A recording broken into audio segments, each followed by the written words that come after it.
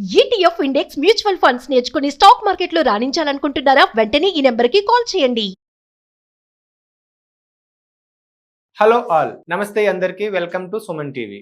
ఒక వారం క్రితం సుప్రీంకోర్ట్ ఆఫ్ ఇండియా రిజర్వేషన్ గురించి ఒక సంచలన తీర్పు ఇవ్వడం జరిగింది.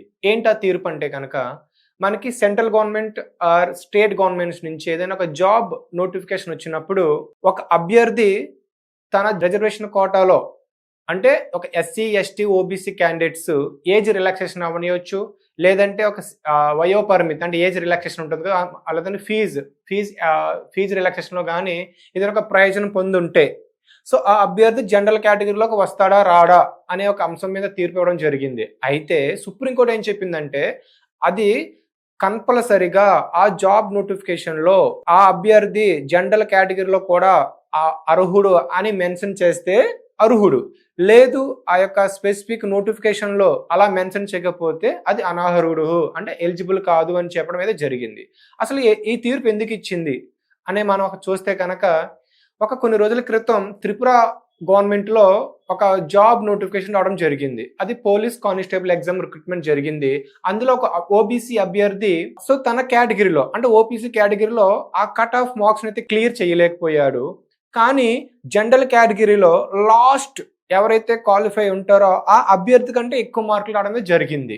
అయితే ఆ అభ్యర్థి నన్ను జనరల్ కేటగిరీ కింద పరిగణించి నన్ను క్వాలిఫై చేయండి అని త్రిపుర హైకోర్టుకి అప్పీల్ చేయడం జరిగింది. అయితే ఆ త్రిపుర హైకోర్టు ఏం చేసిందంటే, ఆ జాబ్ నోటిఫికేషన్ మళ్ళీ రెఫర్ చేసి సమీక్షించి ఆ రూల్స్ని చదివి చెప్పింది, నువ్వు ఎలిజిబుల్ కాదు, సో నువ్వు దీనికి ఎలిజిబుల్ కాదని చెప్పడం జరిగింది. అయితే దీనిని సెంట్రల్ గవర్నమెంట్ ఆఫ్ ఇండియా సవాలు చేస్తూ సుప్రీంకోర్టు ఆఫ్ ఇండియాలో అప్పీల్ చేయడం జరిగింది, దాఖలు చేసింది. అయితే దీనిని సుప్రీంకోర్టు ఆఫ్ ఇండియా అర్హుడు అయితే అర్హుడు, అనర్హుడు అయితే అనర్హుడు అంటే ఎలిజిబుల్ అయితే eligible are ineligible depends on ఆ జాబ్ నోటిఫికేషన్ లో మెన్షన్ చేసిన రూల్స్ మీద ఆధారపడి ఉంటుందని చెప్పడం జరిగింది. అసలు ఏంటిది అని చూస్తే కనుక, మనకి ఏదైనా ఒక జాబ్ నోటిఫికేషన్ వచ్చినప్పుడు ఫర్ సపోజ్ యూపీఎస్సీ తీసుకుంటే జనరల్ పీపుల్కి 6 అటెంప్ట్స్ ఉంటాయి. సో 32 ఇయర్స్ వరకు ఉంటుంది. సో అయితే ఒక 32 ఇయర్స్ ఫర్ సపోజ్ ఒక అభ్యర్థికి 32 ఇయర్స్ కంప్లీట్ అయిపోయాయి, ఇంకా ఆ అభ్యర్థికి ఇంకా అటెంప్ట్స్ ఉన్నాయి అనుకుందాం. సో ఆ అటెంప్ట్స్ యూజ్ చేసుకోవాలి. అప్పుడు ఏంటంటే ఏజ్ రిలాక్సేషన్ అనే ఒక ఆప్షన్ చూజ్ చేసుకొని ఈ ఉన్న అటెంప్ట్స్ని ఉపయోగించడానికి అవకాశం ఉంటుంది. సో ఇది ఎప్పుడు ఉంటుంది? ఇప్పుడు ఆ అభ్యర్థి అటెంప్ట్స్ని ఉపయోగించుకొని ఏజ్ రిలాక్సేషన్ ఒక ప్రయోజనాన్ని ఉపయోగించుకొని ఫర్ సపోజ్ మెయిన్స్ వరకు ఇంటర్వ్యూకి వెళ్ళారు అనుకుందాం. సో ఆ అభ్యర్థి జనరల్ కేటగిరీలో వస్తే జనరల్ క్వాలిఫై అవుతారు. సో అది యూపీఎస్సీ మెన్షన్ చేసి ఉంటుంది. అలాగే అటువంటి సిచ్యువేషన్లో సో అక్కడ స్పెసిఫిక్గా నోటిఫికేషన్లో మెన్షన్ చేసి ఉంది కాబట్టి సుప్రీంకోర్టు గవర్నమెంట్ ఆఫ్ ఇండియా ఏం చెప్తుంది, అలా మెన్షన్ చేస్తుంటే ఆ అభ్యర్థి రిజర్వేషన్ ఉన్నా సరే, లేదంటే ఈ ప్రయోజనాలు ఏజ్ రిలాక్సేషన్ అవ్వచ్చు, లేదంటే ఫీజు రిలాక్సేషన్ అవ్వచ్చు, ఈ ప్రయోజనం పొంది క్వాలిఫై అవని పరిస్థితిలో జనరల్ కేటగిరీలో ఆ పోటీ పడవచ్చు అని చెప్పడం ఇది జరిగింది. అలాగే ఆ నోటిఫికేషన్లో అటువంటి రూల్స్ ఏం మెన్షన్ చేయకపోతే అప్పుడు ఆ వ్యక్తి ఎలిజిబుల్ కాడు అని చెప్పడం అయితే జరిగింది.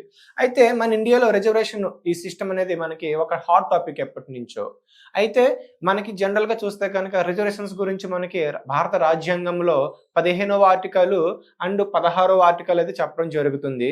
సో ఇందులో మరీ ముఖ్యంగా మనకి రీసెంట్గా ఈడబ్ల్యూఎస్ కేటగిరీ కూడా మనకి రావడం జరిగింది. వాళ్ళకి 10% కూడా మనకి ఇవ్వడం జరుగుతుంది. సో ఓవరాల్గా చూస్తే మన ఇండియాలో రిజర్వేషన్స్ అనేది ఒక విధంగా చూస్తే కనుక ప్రభుత్వ ఉద్యోగాలు అవ్వచ్చు, లేదంటే విద్యా సంస్థల్లో అవ్వచ్చు, సామాజికంగా ఆర్థికంగా ఎవరైతే వెనుకబడి ఉంటారో వాళ్ళకి ఇవి అవకాశాలు కల్పించాలి, వాళ్ళు కూడా మరింత ఉన్నత స్థాయిలో సమాజంలో ఉండాలి అనే ఉద్దేశంతో ఈ రిజర్వేషన్ విధానం అయితే అమలు అవుతుంది. కానీ నా ఉద్దేశం ప్రకారం ఆలోచిస్తే కనుక, ఈ రిజర్వేషన్ సిస్టమ్ అనేది ఎవరికి అప్లై చేయాలని ఆలోచిస్తే, ఇప్పుడు ఒక ఫర్ సపోజ్ ఎస్సీలోని ఐఏఎస్ ఆఫీసర్స్ ఉంటారు, ఓసీలోని పూర్ ఎకనామికల్గా బ్యాక్వర్డ్ అయి ఉంటారు. సో ఎవరైతే ఎస్సీలో ఒక అభ్యర్థి ఒక పేరెంట్స్ ఆల్రెడీ ఒక మంచి పొజిషన్లో ఉండి వాళ్ళు మంచి బెనిఫిట్స్ పొందుతున్నారో ఆ పిల్లలకి ఈ ఏదైతే ఉందో ఎకనామికల్ వాళ్ళు స్ట్రాంగ్గా ఉన్నారు కాబట్టి వాళ్ళకి రిజర్వేషన్ అనేది ఇవ్వకూడదు. అలా ఇవ్వకుంటే కనుక బాగుంటుంది. అలాగే ఓసీ కేటగిరీలో కూడా ఎవరైతే ఎకనామికల్గా బ్యాక్వర్డ్ అయి ఉంటారో వాళ్ళకి రిజర్వేషన్ సిస్టమ్ ఇవ్వాలి. సో ఇటువంటి రూల్స్ కనుక మన ఇండియాలో తీసుకొస్తే కనుక ఒక ఈక్వాలిటీ అనేది జరగడం జరుగుతుందని నా ఒపీనియన్. కానీ నేటి సమాజంలో ఎలా ఉందంటే, నేటి సమాజంలో మన రాజకీయాలకి ఓట్ బ్యాంక్గా దీన్ని ఉపయోగించుకొని సో అనేక ప్రయోజనాలు వాళ్ళ కోసమే ఇస్తున్నారు అన్నట్టుగా మనకి మన కేంద్ర ప్రభుత్వం అవ్వచ్చు, రాష్ట్ర ప్రభుత్వాలు దీన్ని ఒక ఓట్ బ్యాంక్కి కీలక చోదకంగా ఉపయోగిస్తున్నారు ఈ రిజర్వేషన్ అనే ఒక సిస్టమ్ని. సో మన భారతదేశంలో ఈ రిజర్వేషన్ విధానం గురించి అనేక మార్పులు సంస్కరణలు తీసుకువచ్చినప్పుడే ఈక్వాలిటీ మన రాజ్యాంగంలో ఏదైతే equality of law, right to equality అన్న రైట్స్ అయితే ఉన్నాయో అవి ఎప్పుడు అవుతాయి అంటే కనుక మన మనుషుల్లోని ఎంత ఆలోచన మార్పు విధానం వచ్చినా సరే మన ప్రభుత్వంలో ఆ తగ్గట్టుగా ఆ మార్పులు చేసినప్పుడు మాత్రమే, సంస్కరణలు చేసినప్పుడు మాత్రమే రావడం జరుగుతుంది. సో ఇంకా లాస్ట్ గా చూస్తే కనుక ఫైనల్ గా సుప్రీంకోర్ట్ ఆఫ్ ఇండియా ఇచ్చిన వెర్డిక్ట్ అయితే ఇది ఏదైతే ఉందో ఇది ఒక విధంగా బయాస్డ్ గా లేకుండా ఈక్వాలిటీగా చెప్పడం అయితే జరిగింది. కానీ ఫ్యూచర్ లో ఇటువంటి రూల్స్ మీద మన కాంపిటేటివ్ ప్రిపేర్ అవుతున్న అభ్యర్థులు తప్పనిసరిగా తెలుసుకొని ఆ యొక్క జాబ్స్ కి మనం అప్లై చేసుకోవాలి.